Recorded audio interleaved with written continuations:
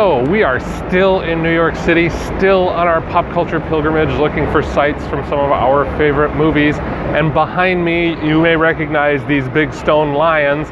We are at the New York Public Library, which has been featured in numerous films over the years. But for our purposes, we were most excited because this is a location from Ghostbusters. This is where the Ghostbusters first confront one of the ghosts. They confront the old librarian ghost who stacks books in a way that no human could ever stack books, and they find all the ectoplasm and stuff.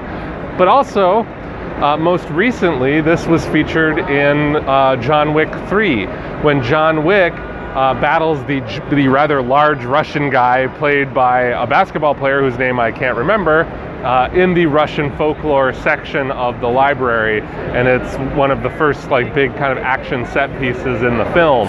So we thought we would stop here and show off the New York Public Library.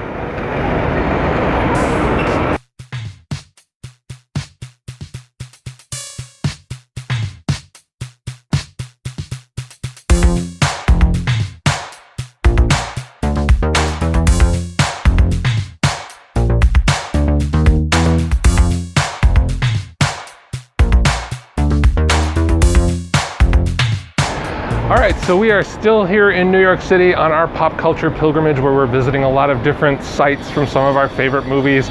And behind me, if you're a big Ghostbusters fan, you probably recognize this building as the Ghostbusters headquarters.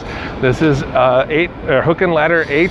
This is where they set up shop to bust ghosts in New York City.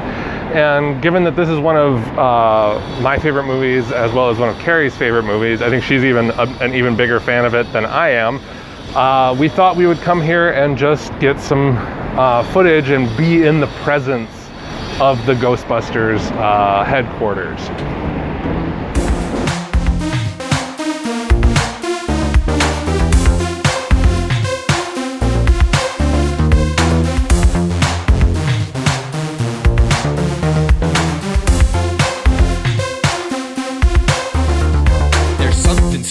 Neighborhood, something weird and it don't look good. Who you gonna call that maybe could sweep the place the way they should? All right, so we are still on our pop culture pilgrimage here in New York City, and just to give you a little bit of context for where we're at right now, Carrie and I both love the original Ghostbusters, and behind me is the City Hall where the Ghostbusters were called in to talk to the mayor, who wanted them to save the city from the plague of ghosts that had been unleashed when their containment field was shut down by the evil EPA guy, Walter Peck.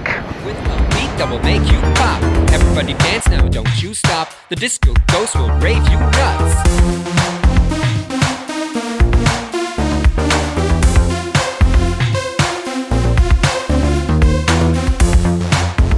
So we are still on our pop culture pilgrimage in New York City, and we are still in Central Park finding locations from some of our favorite films. And behind me, you will see the Tavern on the Green. This tavern has been featured a lot in pop culture, but for us, we're very excited because it was in Ghostbusters, the original Ghostbusters, starring Bill Murray, Harold Ramis, Dan Aykroyd, Ernie Hudson, Rick Moranis, and Sigourney Weaver.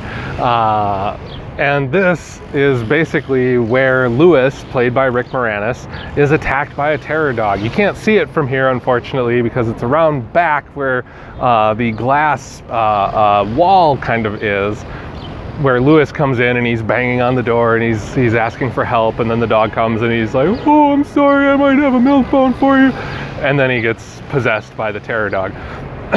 And interestingly, across the street, you will see what is affectionately referred to as Spook Central. It is the apartment building where Dana, played by Sigourney Weaver, and Louis, played by Rick Moranis, lived in that building. And it's right across the street, basically, from the Tavern on the Green, which is where Louis runs to. So you can see geographically, he could easily run from that apartment right over here to this restaurant. So there you have it. This wasn't done with movie magic. It was done with locations that were pretty much right next to each other.